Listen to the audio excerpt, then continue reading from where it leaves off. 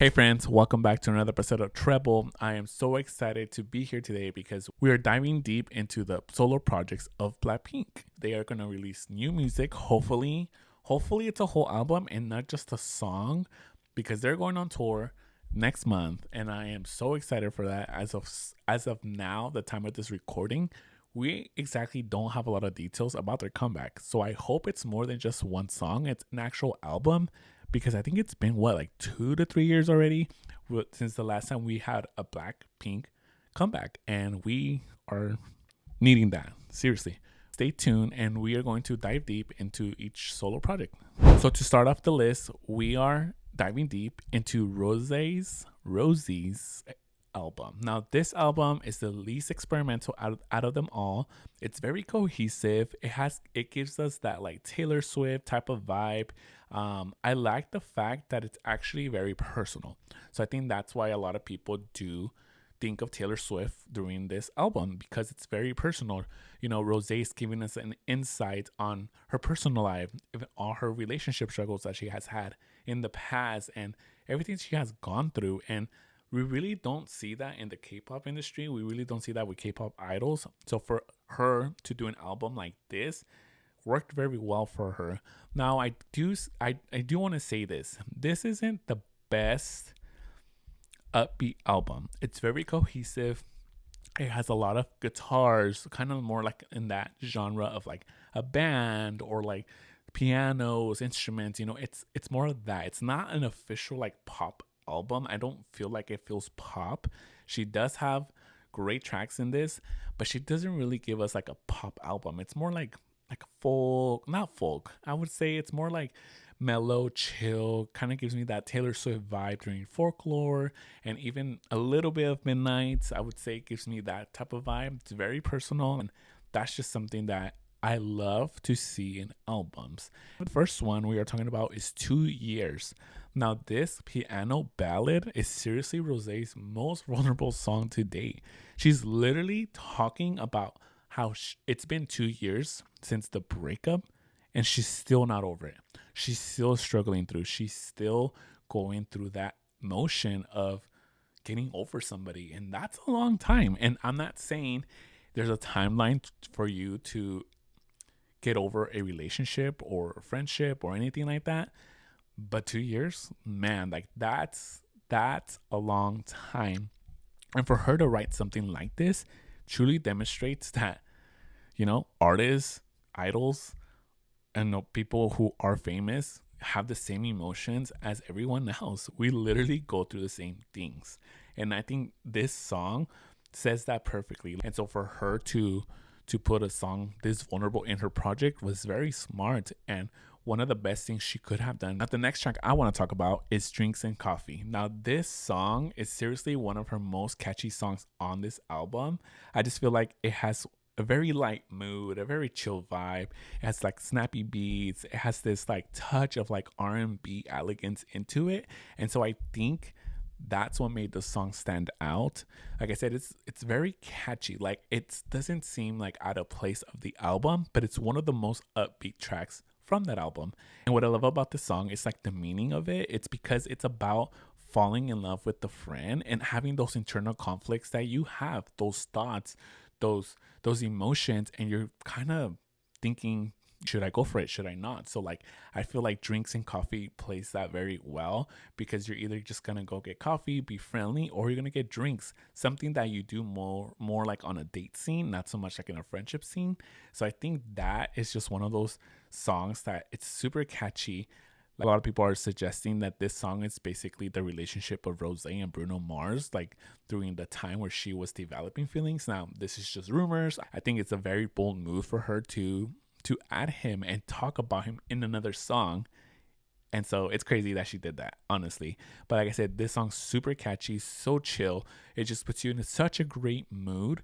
It's like one of those songs that you play in the background, but you can still feel her emotions. And so I love that. I love the message. I love the vibe. I love how chill the song is. And last but not least, we are going to talk about Game Boy. Now, Game Boy has this feel, this guitar feel of like the early 2000s pop with like R&B production. What I love about the song is the wordplay. In here, she's talking about how she's no longer going to be played by this boy that she's dating, and she's realizing that he's not the one, and he will eventually break up with her. He's gonna be the heartbreak. And so I think this is why this is one of my favorite tracks. The wordplay, the production, the fact that she's realizing that he is not the one, right? So you take back that power and you feel self-empowered to be like, you know what, this person is not my person for the rest of my life, so he's just a Game Boy. And she's having that awareness and also that realization, hey, I need to move on basically and do what I have to do in order to find my person. Honestly, this is a great album, solid album. Like I said, it's not as experimental as the others. It's very cohesive. The production's done very well. It's very similar. There's some like highlight songs, of course, but most of it's very cohesive. But like I said, it's not a bad thing. I just think that this is just the direction she decided to go to because she wanted to make it personal. It does feel and sound personal to any listener because you're giving an insight of what she's been dealing with personally, with her emotions, with heartbreaks, with friendships. And so like you see all of that in this whole project. And let's move on to the next project by Jisoo, Amortage. People underestimate what she can actually do and also the ability that she has with her singing. Like people don't give her that credit. She's honestly a great singer. And so I love the fact that the EP's name is a portmanteau of the words amor, which is the Spanish word of love, and montage, so amortage. The title does reflect everything that this album talks about. You know, it talks about the emotional stages of love and also defining the moments in a relationship. So I think this title was genius. It's my favorite title of them all, especially the sound and the way you say it. I think that played a very smart move into her marketing and this whole project, just because you know what you're getting whenever you listen to this album. Literally what she's saying in the title is what you're going to get throughout the whole project. The theme of love. Overall, this project is fun. It's chaotic. There's literally no ballads or really a slow song in this project.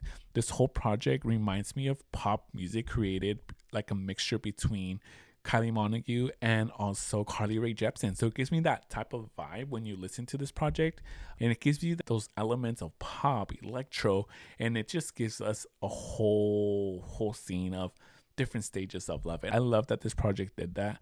Now I actually like every single song off this EP because it's just 4 songs.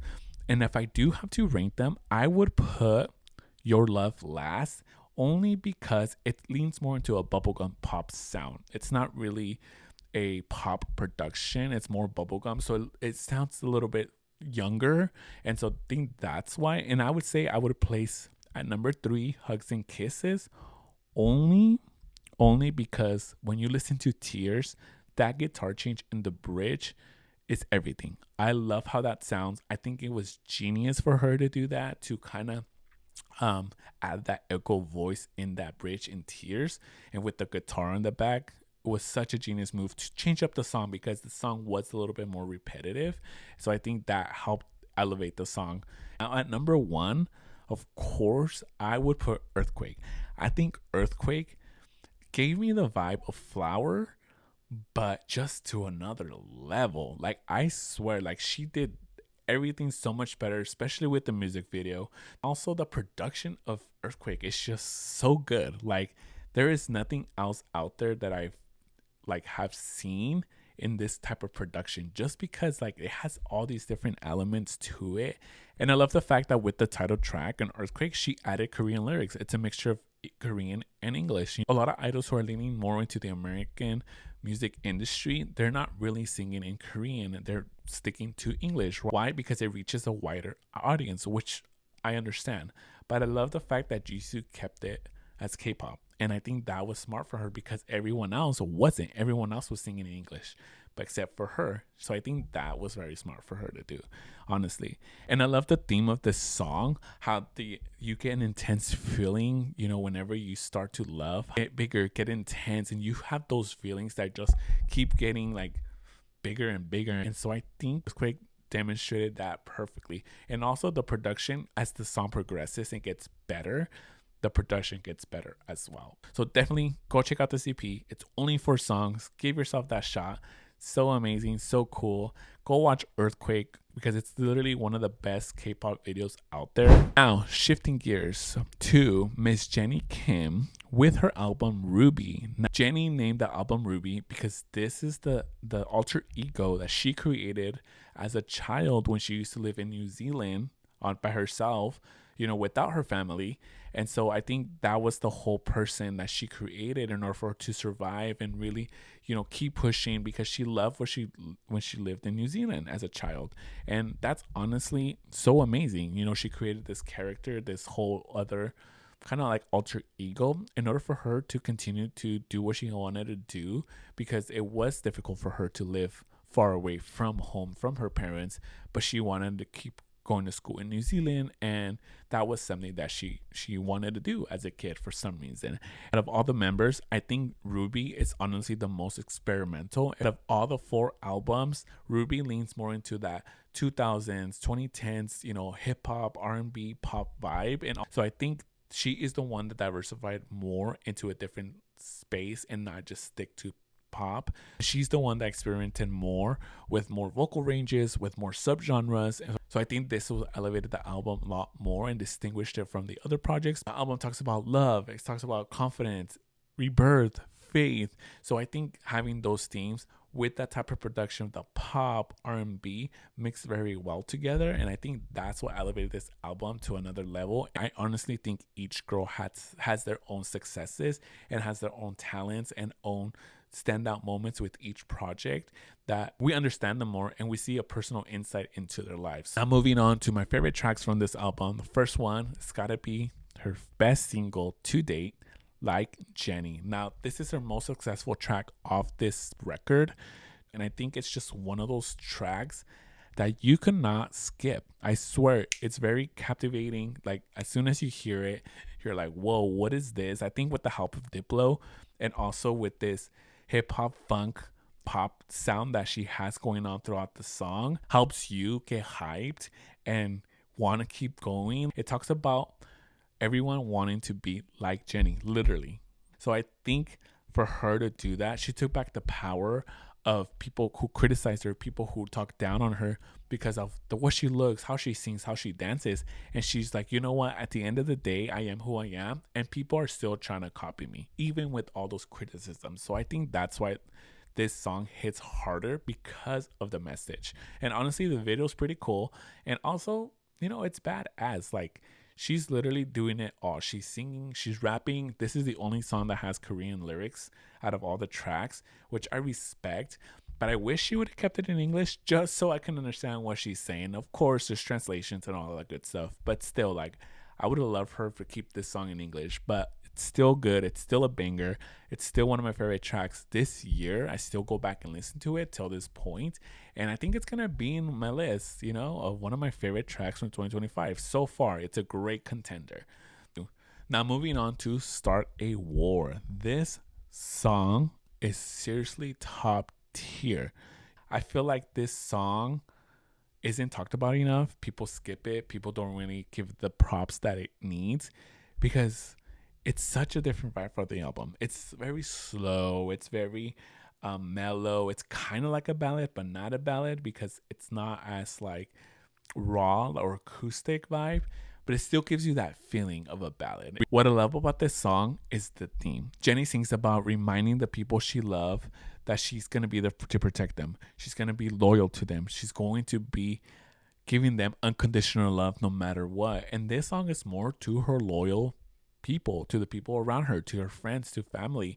And I love that Jennie is showing her protective nature, showing this empowerment song of like, I'll start a war in order to show you how much I love you, in order to show my loyalty to you, in order to protect you because I love you so much. And I think it's a unique theme, but I think it's just one of those songs that till this day, it's still one of my favorites from her. It's very moody, it's a little haunting. It's not like my typical song that I would like just because it's so different. It's not very poppy.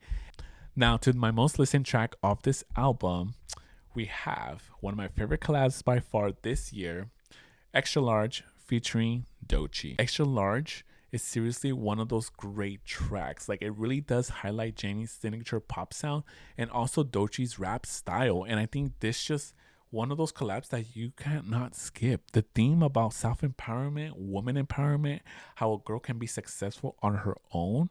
It's truly one of those songs that, wow, even a man, when you listen to this, you can feel empowered. You can feel great because it's catchy, it's fun. It just gives you that like feeling of confidence. And I love that I feel like I don't want to say take over the world, but it gives me that feeling of I can do whatever I want. I can do anything I want if I set my mind. Now, last and definitely not least, to my favorite album of the four, we have Lisa's Alter Ego.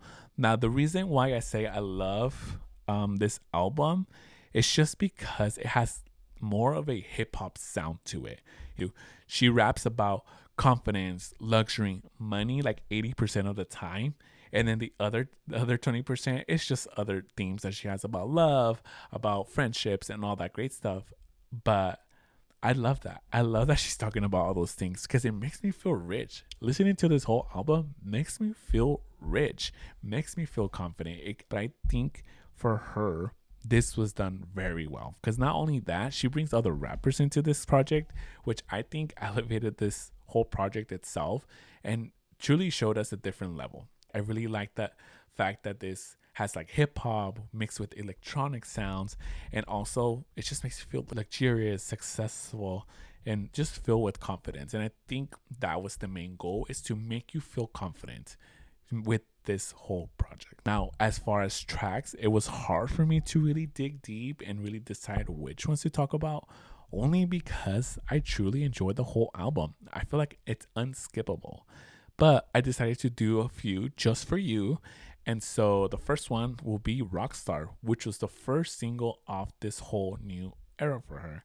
Now, don't get it twisted. I will be talking about Rockstar, the extended version, not Rockstar, the album version, which I'm still a little confused, Lisa, on why we didn't get the extended version on the album, because the extended version was so much better. It had this like outro, electronic outro with like distorted voices that just gets you pumped and going and ready for what Lisa is gonna bring next, where the album version just cuts off and we really don't get that outro that I miss and I like and I enjoy. And so that's the reason why I say the extended version. Check out the extended version if you want to check out this song. Now, it talks about someone becoming globally known and feeling that someone with confidence and really show the world who they are, which makes sense on this song because Lisa was saying, I'm a rock star and I'm just showing you what I have right now, which makes sense as the first single because she's just getting started with this whole era, alter ego era. It was her giving us a glimpse of who she is and what she was about to bring more into the music scene. So I think that's why this just fit perfectly. The vibe, the dancing, the video, the production, the lyrics, everything was perfectly combined to sound amazing. Next, I'll talk about her last single from this era, which was Fuck Up the World, the solo version, the Vixie version, not the version with Future. Honestly, I didn't think Future fit very well into this song because she has a different delivery style than Future did. So I felt like those two styles didn't match well. Now, I feel like Lisa should have just stayed and done just the solo version of this because you don't need another person in this record, honestly. And so I think That's the only drawback of this song. But overall, I still love this. I love how the music video plays into a Harley Quinn-esque type of video where she's locked up, she's breaking free, she's ruling the world, she's ready to just show the world who she is. She's fucking up the world in a sense. The song's great. I love just the whole theme of it. She was really loud, rowdy, bold, and unapologetic with this track. So that's why I love it. And my favorite track off this record is called Lifestyle. Lifestyle is just an electrifying anthem that really does capture the essence of being unapologetically luxurious, confident, full of freedom. And it's just one of those tracks that you do not want to skip. Honestly, the vibe is great. It's very big. It's very heavy. It's very I don't know how to explain it, just like very dominating when you hear this song. And I love how she's just doing her flow, rapping her style, and it honestly gets your attention very quick because it's just so gravitating. Like you want to continue to listen to it just because of the way the production was done. So I think the fast pace rapping is another level that I feel like she did well with this track, and I think that's the reason why I like it, because it reminds me a little bit the way she was rapping on Rockstar. You know, very fast pace, and even if when it slows down to the chorus with that big production, it still works very well, and it's one of my favorite songs. I wish she would have done a video for this song just because of the way it sounds, just because of the way she does do the delivery of the lyrics and her voice and everything. I just can't say enough about this song. It's just really one of the stronger releases this year, and I feel like she should have done that. Like I feel like we should have received Lifestyle video instead of the music video with When I'm With You featuring Tyla, just because I don't think that song was talked about enough. I feel like Lifestyle was the one song that was being talked as well as alongside Thunder. So I feel like Lifestyle should have gotten a video. So thank you, friends, for watching. If you're here to the end, I appreciate you so much. Thank you for watching. Honestly, these 4 projects are great. I have really nothing bad to say about them. I still listen to all of them. They all have their ups, their downs, you know, their strong points, their weaknesses, just like any other project that we have, right, that we get from an artist. And honestly, it's just subjective. At the end of the day, you can be watching this and being like, I disagree with you completely. Music is subjective. We each like what we like, and that's okay. We have our differences, but those are just some of my favorite. I hope you enjoyed this video. I really appreciate it. If you agree with me or disagree with me, please put it down in the comments. I would love to chit chat with you about this, just to see what's your favorites. Like, did I miss anything? Did I forget about a specific song that you like? Like, I don't know. We all have different likes and loves when it comes to projects. So definitely thank you so much for watching again. Truly appreciate it. Please hit me up on TikTok, IG, in the comments, anywhere. Please give this podcast a 5-star rating. I truly appreciate those who watch, listen, and all the way to the end, because it truly does help with the growth of this. And I'm truly enjoying the journey. It's awesome. I'm loving the work, and I can't say just how thankful I am for you guys. I'll see you next week. Remember, say it louder. It's only Treble.